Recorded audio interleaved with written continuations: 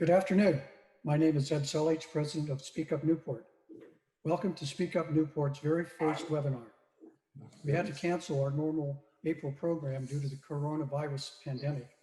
However, the Speak Up Newport Board of Directors wanted to continue the 39-year tradition of presenting monthly programs of community interest, so we decided to give this a try. If we have a glitch or two, please bear with us, as this is our first attempt at doing this. Speak Up Newport is your community forum for discussion of civic issues. We sponsor 10 programs a year. We present the annual Mayor's Dinner, which will be our 40th in 2021. And we award 4 $3,000 scholarships to Corona Del Mar and Newport Harbor seniors each year. This afternoon, we have a panel from Hoag Hospital and our City Council to give us a community update on the coronavirus situation. And with that, I would like to introduce our moderator, council member, former mayor, and Speak Up board member, Diane Dixon. Diane? Thank you, Ed, and welcome all. And we are delighted to begin this new historic event of a Speak Up Newport meeting with our Zoom technology, and we're delighted to introduce that with some important members of our community. And we're delighted to have two speakers today who know firsthand of the unique challenges that our community, healthcare, and medical specialists are facing with the COVID-19 virus that is ravaging through our cities, our countries, and our economies worldwide. We're honored that Hoag is in our community. We are so fortunate to have these world-class medical experts and specialists literally across the street, at a stone's throw, to work with us, work with our community, work with our patients, and also consult with us and help us as public policymakers understand what we're dealing with. They help us make good decisions for the community. Mayor O'Neill, who's also obviously on the call and will be participating, he and I have participated with Hoag in two 1-hour-long videos. So we have been having these conversations with Hoag for the last couple of weeks so we are better informed and more capable, if you will, for our policy making, decision making. So let me just get right into it. We only have an hour and we have a lot of people waiting to hear. I want to introduce Dr. Michael Brandt Zawadiski. We also call him Dr. BZ. He's a senior physician executive at Hoag Hospital, and Marcy Brown, Senior Vice President of Chief Hospital Operations Officer. Dr. BZ's focus right here. Hello. Hello, Marcy. Hello. Hello. Hello, Diane.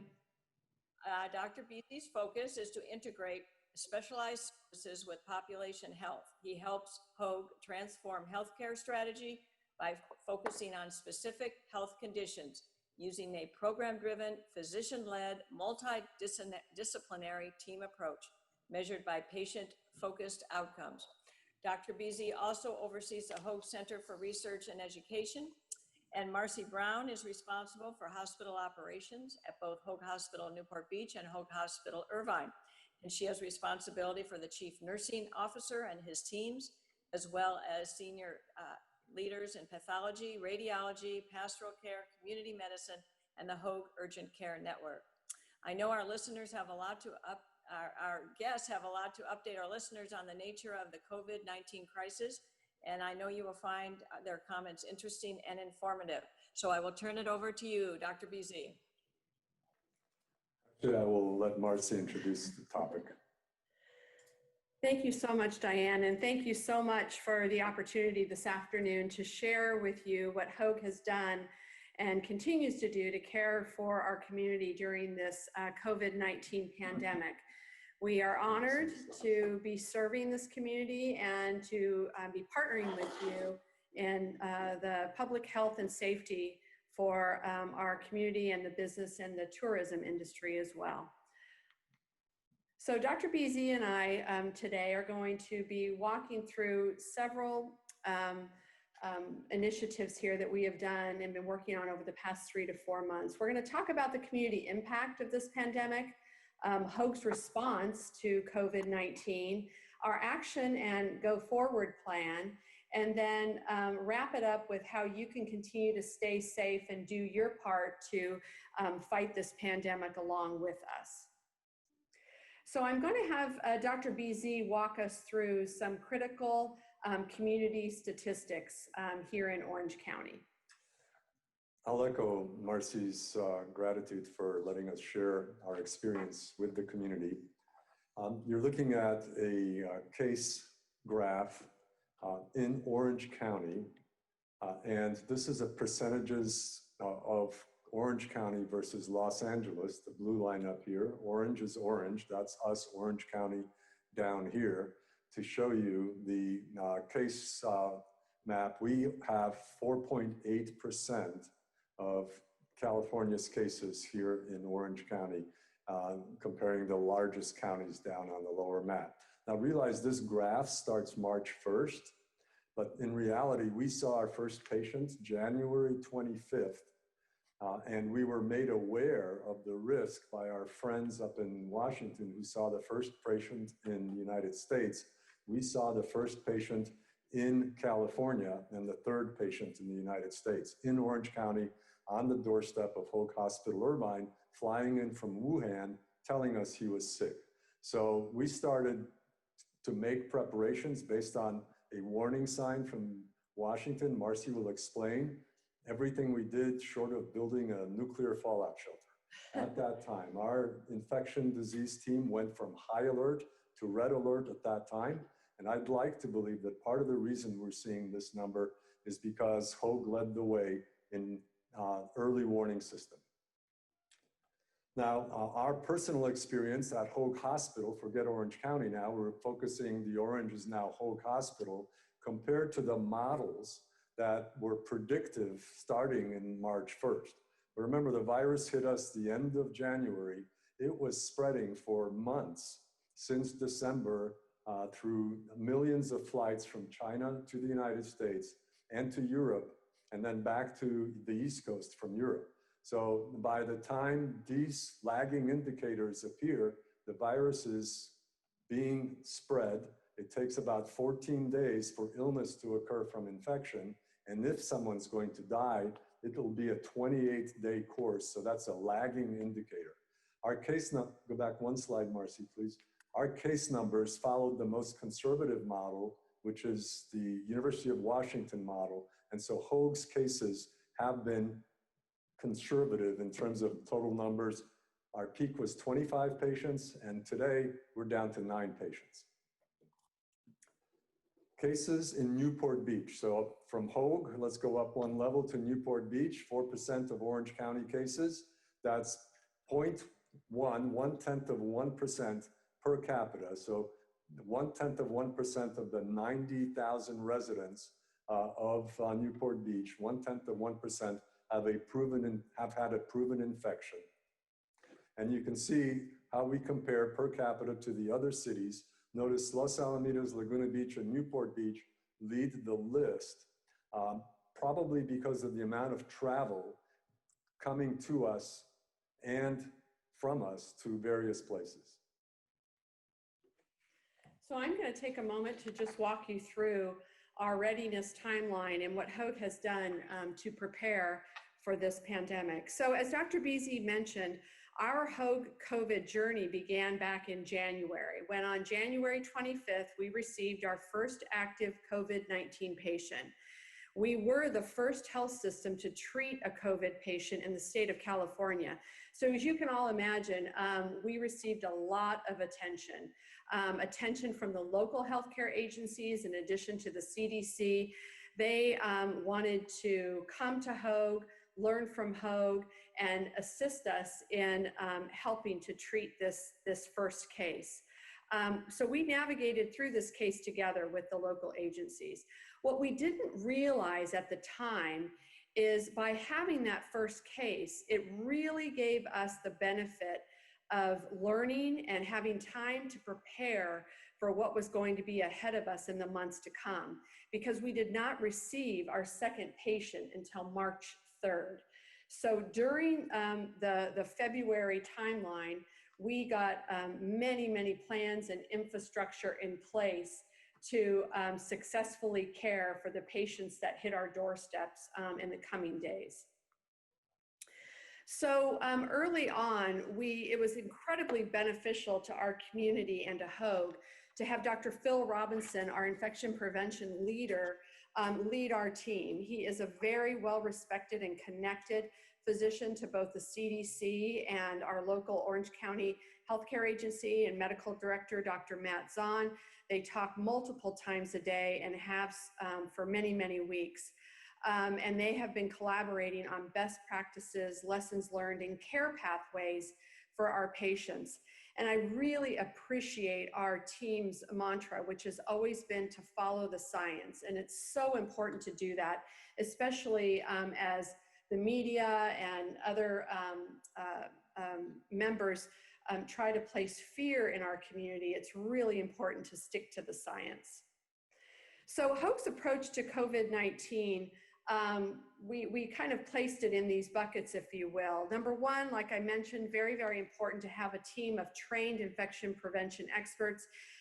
We've actually, when I think about those early days of rounding in Irvine, when we had our first patient there, I remember telling the team, we've trained for this. You guys, we've got this. This is what we've been doing since Hoag's inception. We've taken care of SARS and MERS and AIDS patients and other airborne diseases, tuberculosis. We do this, we do it safely every day, and have done so for over 70 years. So it's just instilling that confidence with our team of experts and making sure that we have the tools to deliver safe care. We have multiple daily huddles and debriefs related to staffing, bed capacity, our supply chain challenges, but communication was critical in managing this complex pandemic. We talk about clinical preparedness. We really had no idea the complexities of working through not only the detailed staffing plan that involved clinical and non-clinical team members, but those other sort of external forces that influenced our staffing. So the school and the childcare closures impacting our clinical caregivers. We had to partner with local childcare agencies to assist in helping care for our staff and their families so that they could get to work. We deployed mobile markets, believe it or not. You know, the supply chain, as everyone was running around Orange County trying to find toilet paper, we had to quickly launch a micro market in here on our premises so that nurses and doctors could get the basic groceries and supplies. And then we deployed mobile grocery deliveries to all of the quarantine staff that had potentially been exposed to COVID. We partnered with local hotels here in Newport Beach to provide critical lodging for our nurses and clinical caregivers that needed access to lodging. We then had to make sure that we had robust testing capabilities in place. Our lab personnel, I believe, but of course I'm biased, are some of the best, but we had to make sure that we had multiple testing platforms set up for not only our urgent cares, but our hospital and emergency rooms. We're continuing to expand those capabilities and are currently working on some antibody testing with an expected go-live date in the next week or so, which Dr. Beasy is going to speak a little bit about. And of course, most importantly, we had to make sure that patients and visitors accessing care were safe. We launched several active screening initiatives of all staff, physicians, visitors, and patients. We're using touchless thermometers and thermal imaging, in addition to doing a symptom screening on anyone that comes through our doors. We are restricting hospital visitors, except in very limited circumstances, and reduce the number of entrances in and out of our buildings, and of course, promoting that social distancing. I'm going to leave the bucket number 5, leading edge treatments, to Dr. Beasy, who's going to walk you through that in a minute. The capacity planning for our supplies and facility infrastructure. Our internal task force really assured us that we performed a comprehensive inventory of all supplies to support our patients and staff. We spent weeks developing and testing a detailed surge plan, setting up tents, making sure we had all the supplies for the tents, and that we could, whether these patients or caregivers in any of our Hoag Medical Group offices or our remote health centers, that they had the supplies that they needed. Our community partnerships and support. The outpouring of community support has been humbling, truly. Local business leaders donating masks and other types of PPE, in addition to just the financial support coming through our foundation from local residents and businesses wanting to make a difference. It has truly been inspirational. I spoke a little bit about the capacity, and we are so fortunate to have the facilities infrastructure, the supplies, equipment, and staff ready to care for our community. You can see, as this slide depicts, even during our peak, when we had the highest number of COVID patients, in addition to what we call PUIs, patients under investigation, where we're waiting for those test results to come back, we were never in a compromised position from a facilities or equipment perspective. Our supply chain had a challenge as it related to masks and face shields. We quickly partnered with a local 3D printing company that we had done business with for years in the past. They had helped us to deliver some orthopedic implant models in addition to some heart valve models. We did rapid innovation with them, and today they are supplying us with some of our specialized face shields and standardized face shields for our staff. They're currently working on a prototype for a swab for our testing kits, which still remain in short supply.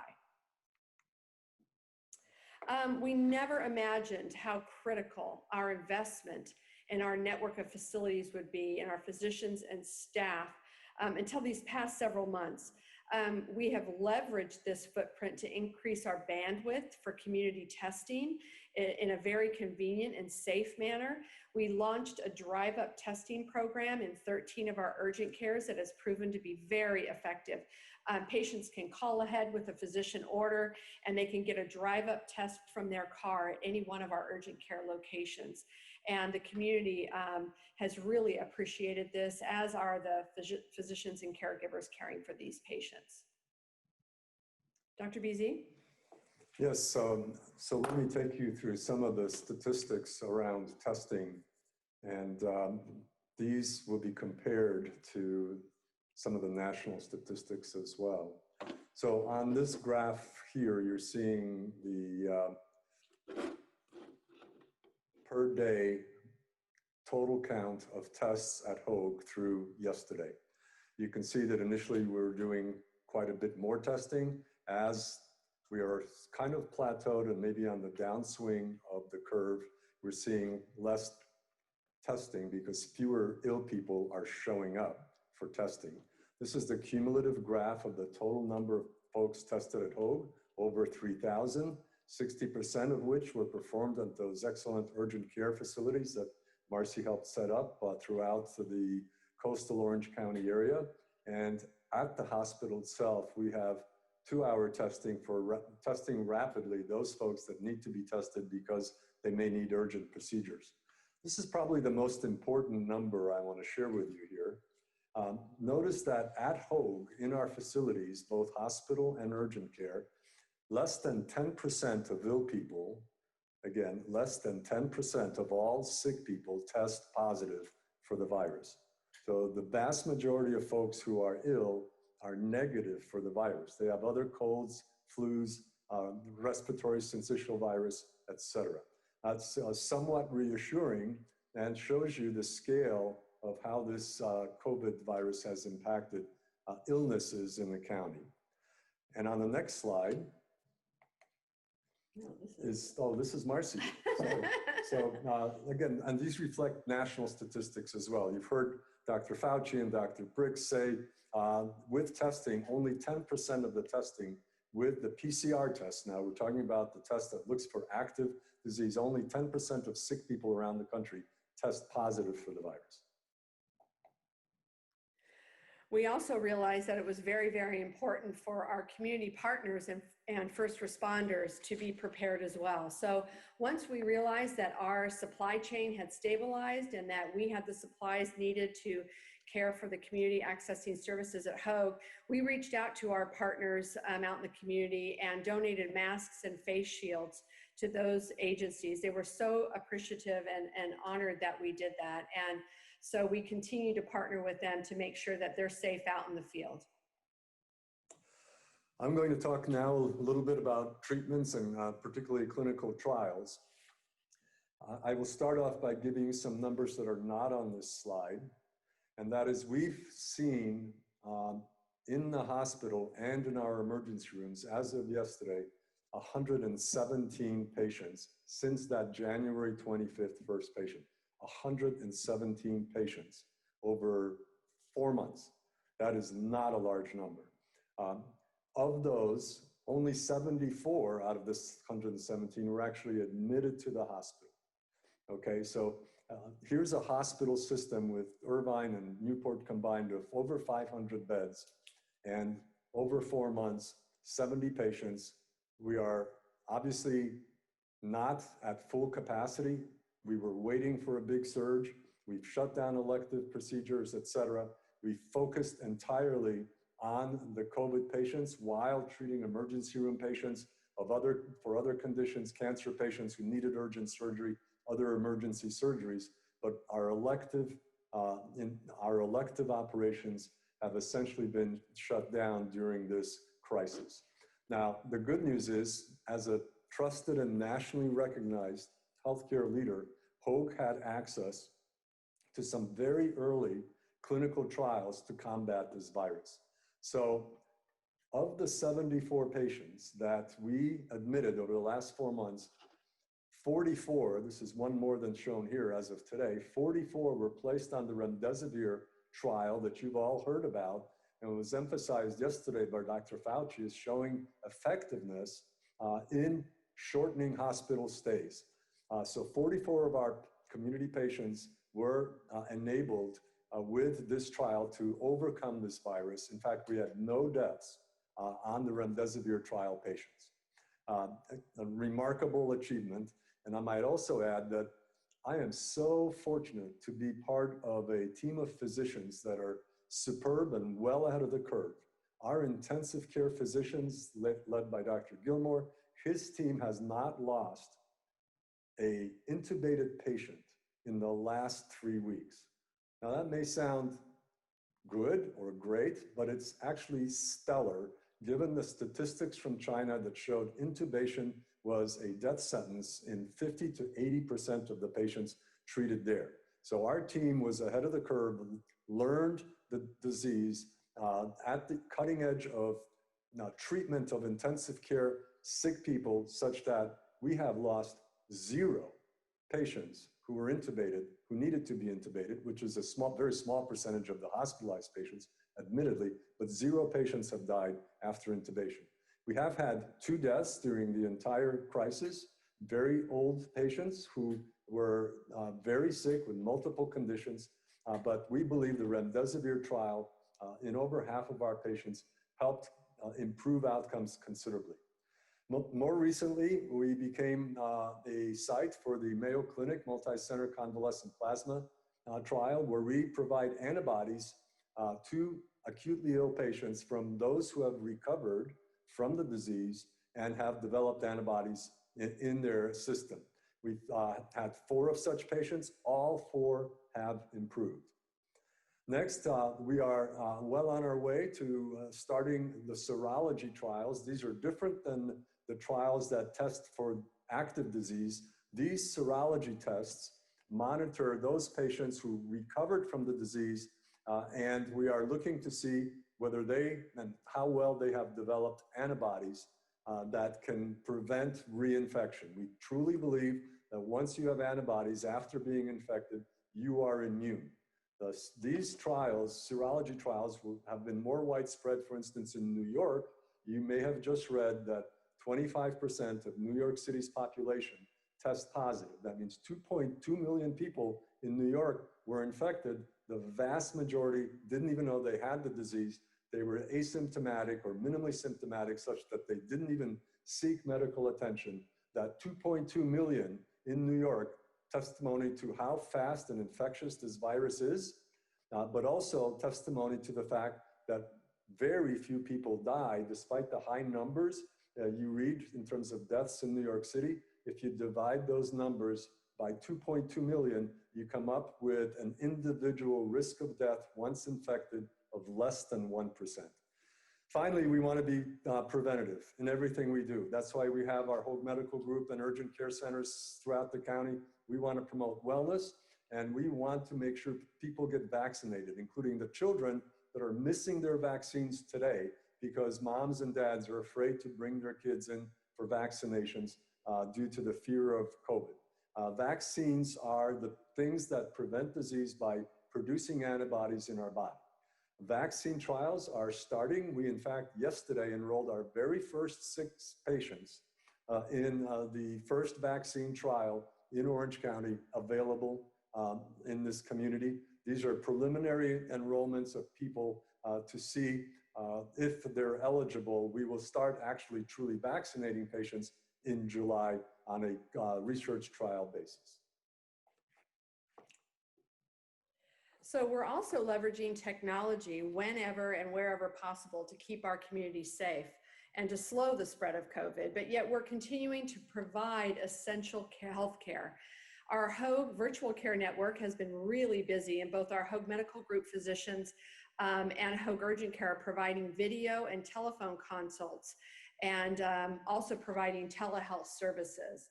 So this is a very, very easy way to access care for the Hoag Urgent Care. You can go on hoagurgentcare.com, click on whether you want an in-person visit or you'd like a virtual visit. You hold your place in line, they send you a text message and with a link and confirm your appointment. So it is very, very safe to seek care for those conditions outside of COVID. And that's the message that we really need to get out today, is that we are here for you, and we want to make sure that we're taking care of your basic healthcare needs, even in the midst of this pandemic.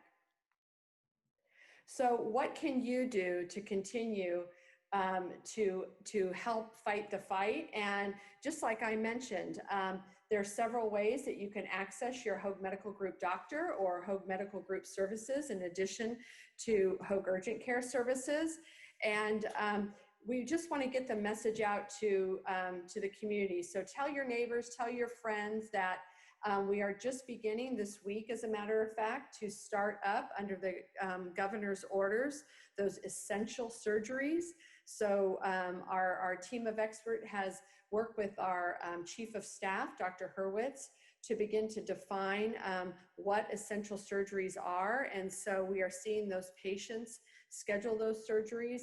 And we're beginning to have discussions around what other types of healthcare out in our health centers that it's safe to start up again, and to make sure that you seek the care that you need at Hoag.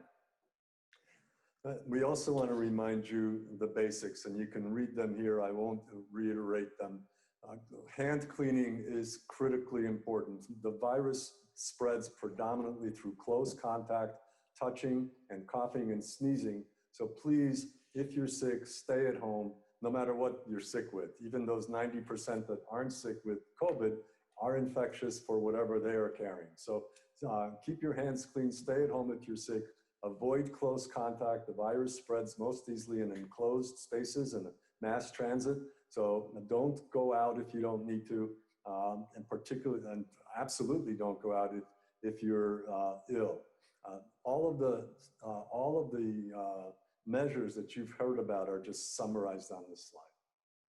Please help us prevent spread of any diseases.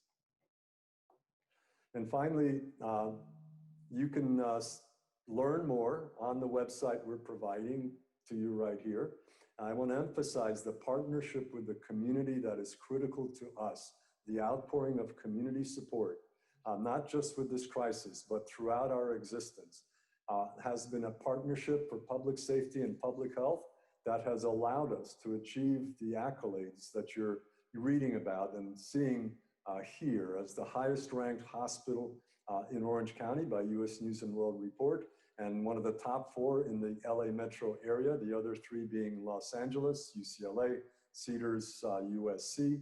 And by the way, one of those organizations doesn't even have the remdesivir trial like we do. I just have to throw that in, not to be jingoistic, but we really want to thank the community. Our philanthropic support, our partnership for the Hoag Classic that the city helps us with. You know, for every dollar spent at Hoag, $3 are spent in the community. So we really are a partner, not just for healthcare, but for the economic and tourist industry of this city, as Marcy mentioned. And under Marcy's leadership, we are achieving heights that we've never seen before, both Marcy's and Robert Braithwaite's, our CEO. Thank you very much for hosting us. Thank you, Dr. Beasy. Thank you. All right, so I get to have a little bit of fun by asking a bunch of questions. So let's see, I want to make sure I'm pulling them up properly. So first question, just as a side note, if you have questions down at the bottom, there's a Q&A tab. Go ahead and click it and enter in your question and I can see it. So the first question is from Gary Williams. So from a hospital and business perspective, and given the time and money and resources placed on this issue, do we feel like we've gotten to the point where we feel like it's an overreaction, or has the reaction been necessary to flatten the curve, and where do we go from here? Well, Marcy, do you want to take that? You want me to? Well, in my opinion, the efforts that the city has taken and the community has taken has absolutely flattened the curve. And I think the combined efforts with all of the citizens doing their part and Hoag being prepared, it has absolutely, without a doubt, made a difference. And so we're grateful for that. And BZ, did you want to? Well, so I will say that there is no such thing as overreaction. I wish we had this degree of community support and personal hygiene support 2 years ago when the flu hit us, and it was a much worse impact on our hospital system throughout the country, because had people been washing their hands and staying at home when sick, that curve would have been flattened. So these lessons that we've learned as individuals regarding communicable diseases are invaluable for the future. On our side, the lessons we learned in responding to this pandemic, which may seem like a very long slide for a relatively short out, will still stand us in excellent stead, are invaluable for our side as well, because it was an exercise that proved to our troops how excellent they are, all the way from the folks that clean our floors and surfaces, our environmental partners in infection prevention, all the way to the Marcys and the Roberts as to how to lead and marshal a multidisciplinary team in an effort to combat disease. So I think you might have answered this. One of the questions was how many COVID patients you've actually treated at Hoag. And if I wrote it down correctly, I think you said 117 total COVID patients with 74 actually admitted. So I guess the follow-up to that is why weren't all of them admitted? Well, because of the 74, of the 73, they had their clinical status required admission. The others could be safely sent home. They were tested positive in the emergency room, but they weren't really sick enough to be admitted to a hospital. And so remember again that of those 117, there's a much orders of magnitude larger pool that are actually asymptomatic, didn't even know they had the virus. So comes from Richard Fishback. Is it necessary to wipe things down from the grocery store when you bring them into your house? Well, I will tell you that it's not a bad idea. I think that the science of how long the virus stays on various surfaces has a lot of room to grow. We do know that any virus can survive for a period of time, but if you take a virus and put it out in the street in the sunlight and fresh air, the life cycle is about an hour. On a surface in the grocery store, it's probably a little bit longer than that. We don't do it for the flu.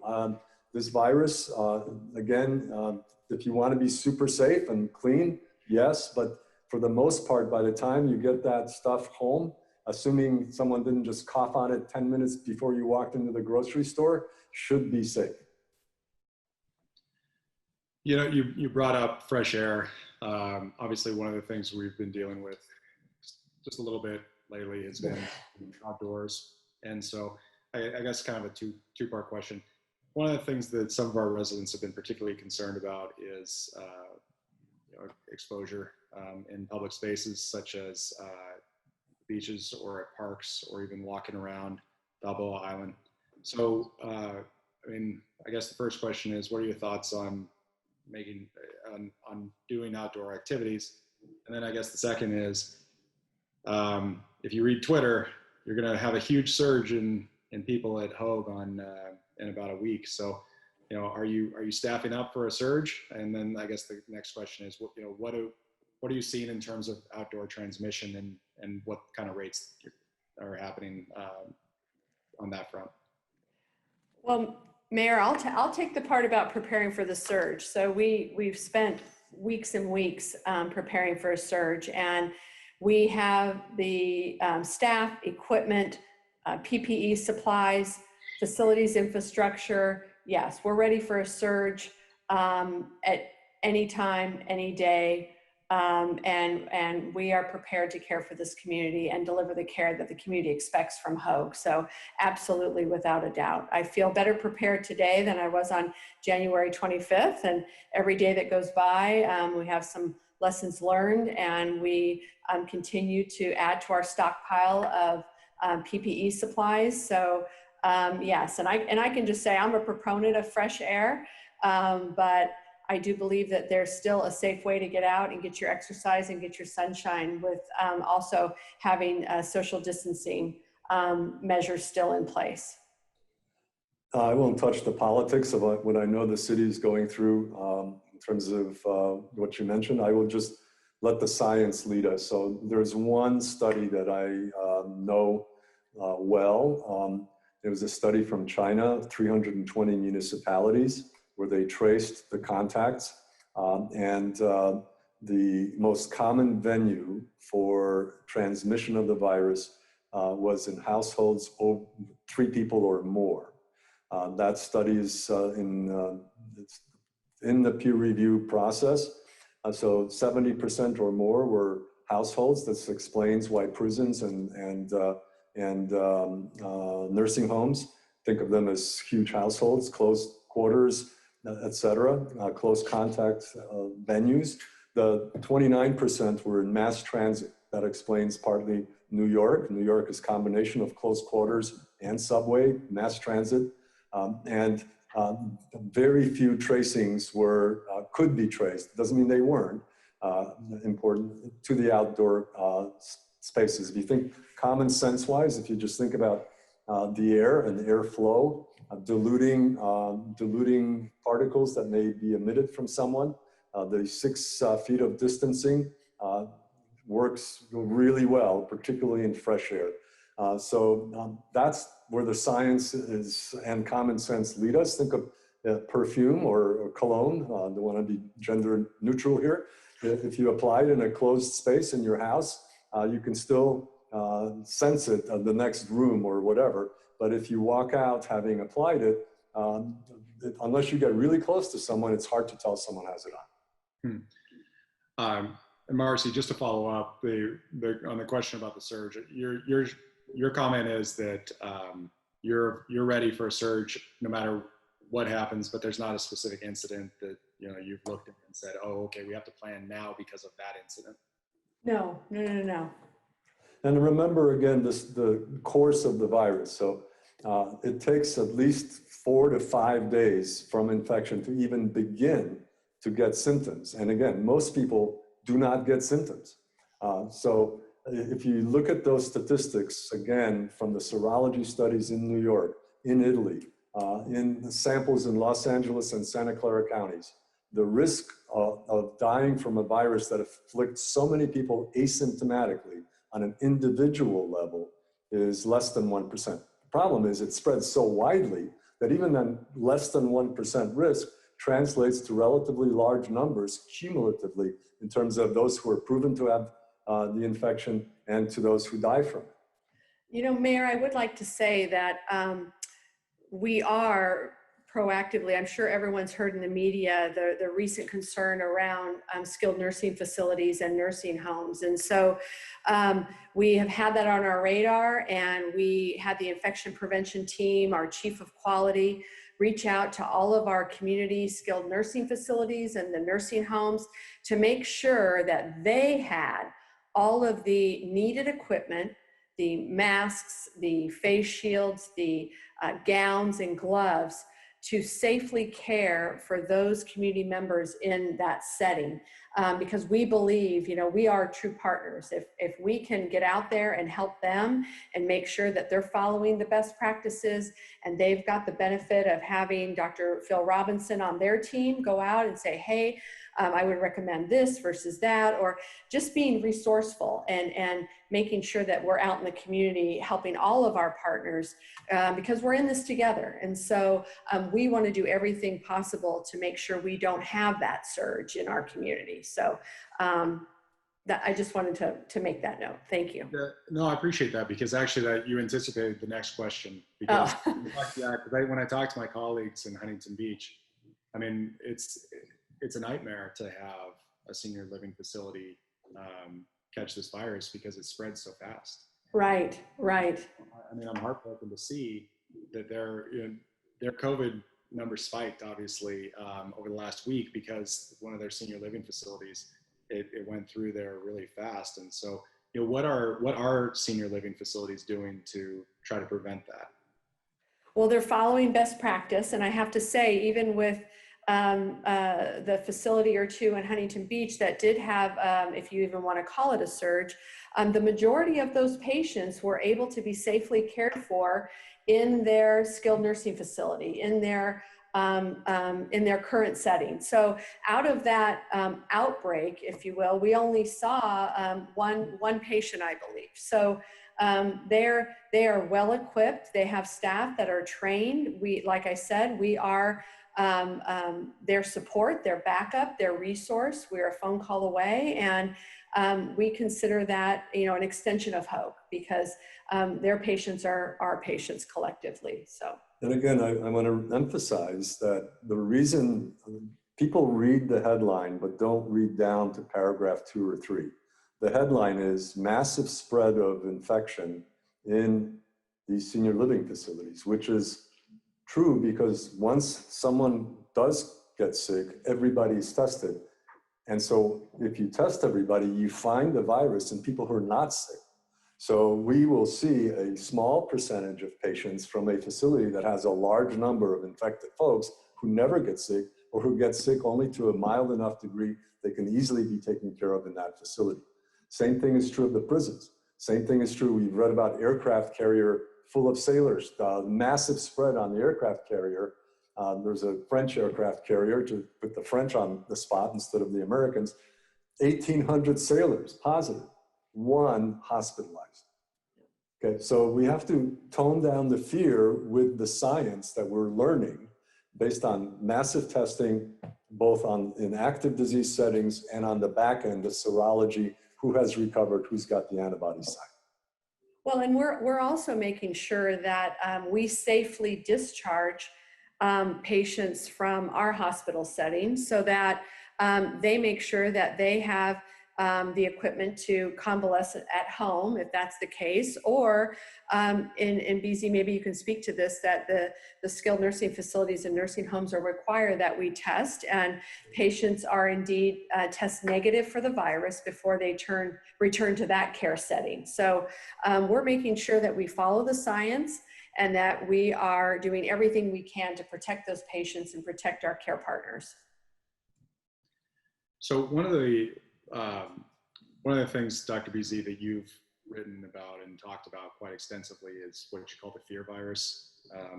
I'm curious because one of the things that came out from our first video was that Hoag's bed count. I mean, you mentioned that you've got up to 475 beds between the 2 campuses, but only 25 at the highest point. And right now you're saying 9. So I guess there's 2 questions there. One is, are you able to finally start doing elective surgeries again? And then the second thing is, are you still seeing a massive increase in calls and requests for addiction and mental health services? Well, so to Marcy's point, we followed the governor's direction around shutting down elective surgeries and anything but that was non-essential, if you will, including diagnostic procedures in the outpatient setting, preparing for the worst, fearing the worst based on the very early predictions. We showed you those curves Some of those curves were models done very early when people feared the worst. When this virus was unknown, we didn't have data. We modeled it to make sure we were capable of handling the worst. It turns out the worst wasn't as bad, but led to a lot of good things that we talked about already. So we are now restarting, again, based on the governor's announcement just a couple of days ago, that we should start opening up those beds. What worried me most about the fear virus is we were seeing patients who told us that the reason they came to our emergency room 4 days after a heart attack or a stroke was because they were afraid of getting infected and dying from the virus. And we've seen there are reports in New York that you can read about how many people were found, unfortunately, succumbed in their apartments and homes. The presumption is that they may have died from COVID, but our cardiology friends and other medical colleagues in New York tell us we had a dramatic drop-off in our emergency rooms for conditions such as heart attacks and strokes. So a lot of people, I am worried, died unnecessarily, fearing getting an infection that had a very low risk of killing them, died from conditions that have a high risk from killing them, like strokes, heart attacks, ruptured appendices, etc. So we want to urge anyone in our community to not fear coming to an extremely well-run hospital by this lady right here with her superb team of folks, experts, both in infection control at the medical expertise level down to the operational level of our environmental teams. This is a superbly run hospital, as are many others in our community, that the worry about getting infected should be very low. The worry about actually dying if infected should be extremely low when they have a condition that risks potentially serious consequences to their lives. And also for prevention, visit your doctor, talk to your doctor if you're having chronic pain, if you're having, if you need your annual mammogram. We're about to open up. Why should women delay care for potential breast cancer, fearing a virus that really has little chance of doing any damage to them in any serious way, particularly if they're young? Those statistics are incredibly low in terms of risk. When they may have a condition that needs attention, that's why we have annual mammograms, annual colonoscopies. We need to open up healthcare again. And now that we have the science, knowing that the fear virus has swung us too far to the other side, before we did not know this data. Now we know the data. So let's come back to the middle as to properly taking care of our health, both on the preventive and chronic health maintenance side, and certainly on the acute side. Do not delay. I think it was important, though, that we had our PPE supply stabilized and that we did indeed have testing, and we are increasing our testing. But did you want to follow up on the mental health demand and the... Oh, I'm sorry, yeah, I forgot. Yeah. I got a little on myself. I'm surprised Marcy didn't slap me. She usually slaps me on the side. Should not go back a long ways. So the mental health side, I mentioned, I think on the last time we talked, we have a program for adolescents, high school kids, after school program for resiliency around their mental health issues. That program has been about 60, 70% full during the school year. It is full now with a waiting list. Maybe because, as I said before, the parents would like to have them somewhere else. Maybe because the kids can't stand the parents. In any case, we're full. Our addiction program is full. Our mental health hotlines are very oversubscribed right now. So the detriments, not just to physical health, but to the mental health of our community from this virus are significant and will remain significant. Our emergency room has seen in the last few weeks a number of acute cases of mental stress disorders that are directly related to this. And that's another detriment from the headlines and the fear and the financial impact of this epidemic. So one of the questions is, can you talk about the apparent lack of vast virus travel within the homeless community?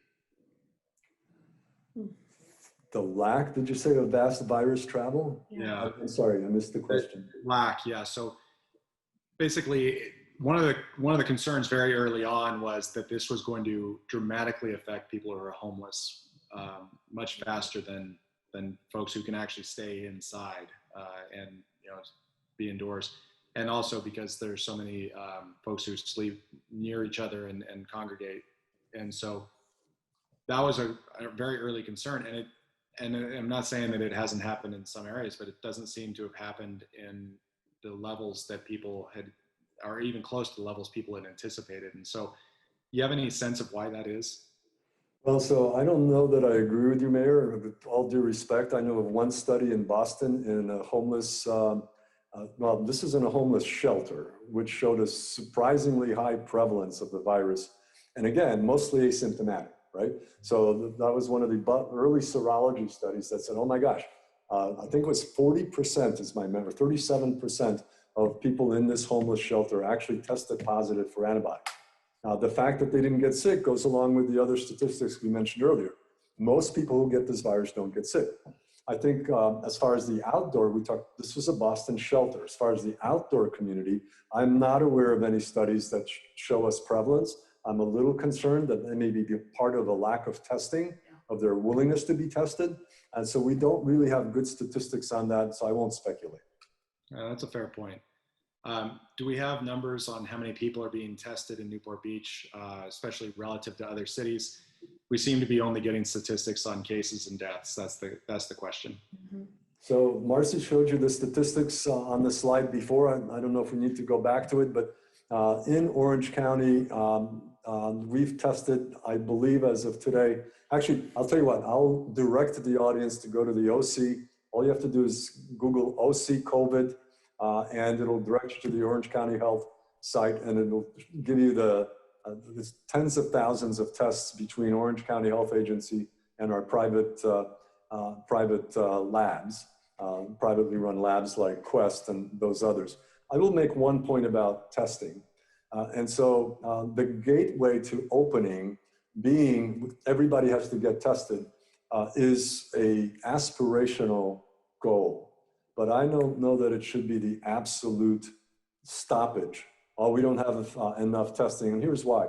Realize that the testing we're doing today, PCR testing, has a false negative rate that's not small. And so getting a test today and saying, oh, you're negative, don't worry about it, I'm afraid will give folks a false sense of security, let them start drinking some other people's Coca-Cola cans, whereas in fact, it may be a false negative. And they actually have a silent version of infection that the test didn't pick up, and may be infectious, even though that's uncommon. If you're not sick, it's uncommon to be infectious, but nevertheless, a false sense of security. So number one. Number two, if you're tested negative today and you wake up tomorrow and you do something rash, you may be positive tomorrow, and you don't even know it or you don't even think about it because you got negative yesterday. So positive testing people who are ill and making sure they have COVID versus the 90% of other things that we said earlier they may have, and so only 10% test positive. That's important to test positive patients to see and trace their contacts. I think it's important to mention too that as we ramp up and start performing essential procedures, we are strongly encouraging that these pre-surgical asymptomatic patients be tested. And our partners at Hoag Orthopedic Institute are going to be publishing a clinical trial and doing this work now where they are testing 500 pre-surgical asymptomatic patients prior to surgery, and then they're going to be testing them post-operatively to just follow their path and see if indeed they're asymptomatic and negative prior to surgery. If they turn positive after surgery, did they self-quarantine? Did they practice social distancing? But interestingly enough, just in the last week, as we've ramped up this program, patients coming in for their testing, we've had individuals test positive for the virus who had absolutely no idea that they had the virus, zero symptoms. And so we're learning each and every day as we ramp up testing. But to Dr. Beezy's point, you might be negative today and positive tomorrow, and we are finding that indeed patients are asymptomatic and are testing positive. So this story is going to play out, I think, over months, not weeks, as we do ramp up testing in the county. So one of the things I get asked often is why Newport Beach's per capita rate is higher than other cities in the county in terms of confirmed cases. And one of the things I point out is a little over 2 weeks have gone by with, I think 5 or 6 cases increase in the last 2 weeks. So early on, we were much higher than a lot of other cities. What do you attribute that to?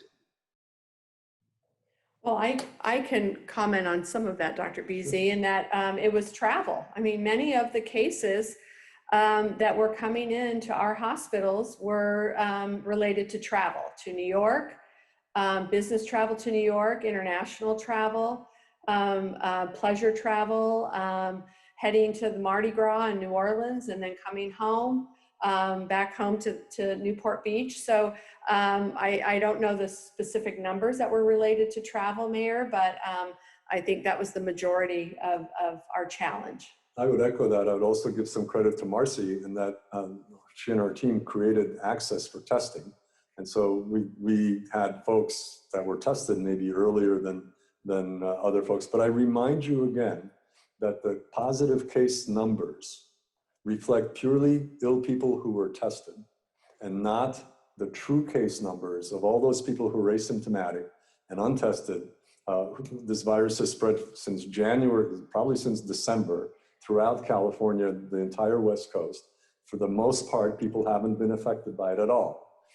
So the case numbers that you're referring to and the growth of cases, it's a lagging indicator of those people who actually got sick and got tested for it, 90% negative, but 10% positive. Those 10% positives are where those 92 or whatever the number in Newport Beach is. They're probably, I hesitate to guess, but multiple times of 92 people in Newport who, and elsewhere who, well, we know from the New York data, it's 25% of New York City, but we don't have subways and we don't live in densely packed apartments. So in our community, from the LA data and the Santa Clara data, maybe 4%. So if you multiply 4% by 100,000 in Newport, 80,000, I guess. So let's say for easy math, it's 100,000. That's 4,000 people in Newport probably had the virus, and 74 were admitted to our hospital. Well, I just want to say thank you so much. I'm going to kick this back over to Ed to do a final remarks, but thank you so much for your time and being a fantastic community partner, spreading information throughout this whole process. Thank you, Mayor. And not spreading the virus, just the information. That was a very interesting and informative presentation. And we can see why Hoag Hospital is one of the top hospitals in the state. And we're really lucky to have Hoag Hospital and its staff serving our community. The Speak Up Newport Board wants to thank Hoag Hospital, Dr. Beasy, Marcy, Diane, and Will for participating in this webinar and for all they do for our community. They have a very difficult job right now, and I know they're working very hard. If you want to watch this again, or you have a friend that wants to watch it, we're going to try and put it up on our website, and you'll be able to see it there. Looks like our program went well for our very first webinar that we've done. So please plan on joining us on May 14th at 4:00 p.m. for our second webinar in this series. Our speakers then will be the District Attorney Todd Spitzer and Newport Beach Police Chief John Lewis. The topic will be coronavirus law enforcement issues, including scams. Apparently there's some coronavirus scams going around. So please watch our announcements and how to register, and please join us then. Until then, stay sheltered and stay safe. See you next month. Good afternoon.